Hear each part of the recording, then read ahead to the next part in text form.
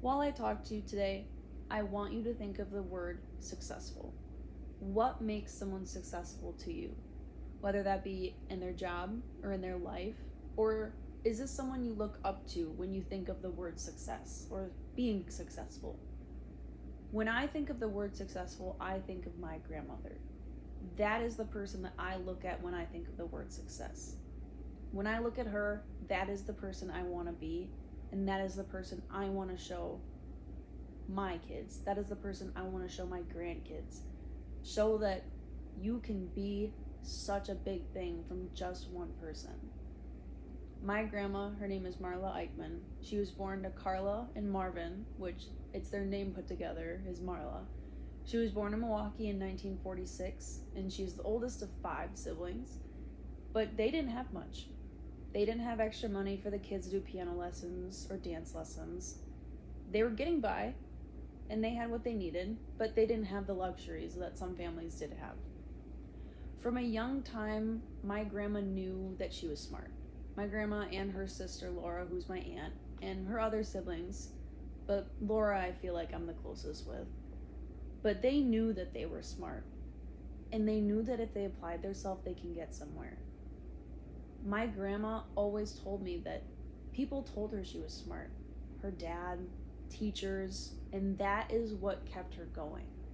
If someone tells you you're doing good, I'd keep going too. But she kept going. She started working at 15 because she wanted those extra things. She didn't have to work at 15, but she wanted to. It wasn't normal for them to work at 15 for kids or mothers, and their mother did too because they needed it. But she wanted those things. So she started working at the mall that I actually go to still, at Mayfair Mall, Milwaukee. And she worked there. And once she graduated high school, she was like, oh, I'm going to enjoy my summer. And then I'm going to go to college in the fall. I'm going to continue my studies, and I know I'm going to succeed. And when she needed to put in her tuition, she thought because her dad went to Madison. She thought that her dad would help her succeed, help her push her because he would push on going to school so often. He was actually drafted, so he could not finish his degree, but he did go to Madison. And she wanted to also follow in his footsteps and go to Madison. But when she needed to put in tuition, he goes, do you know how hard this will hit the family?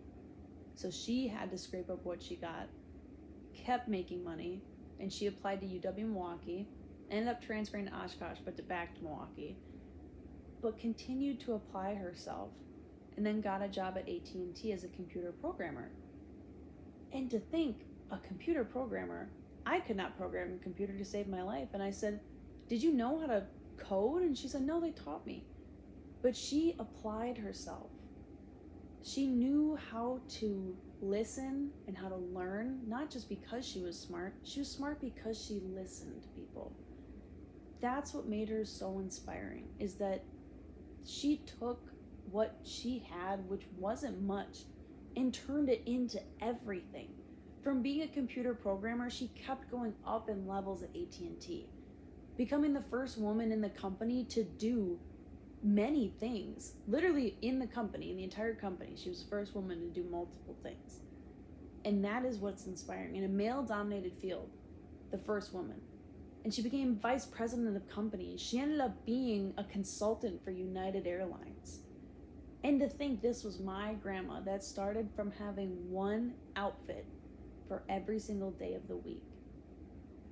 She spent 30 years at AT&T, could have retired at 50.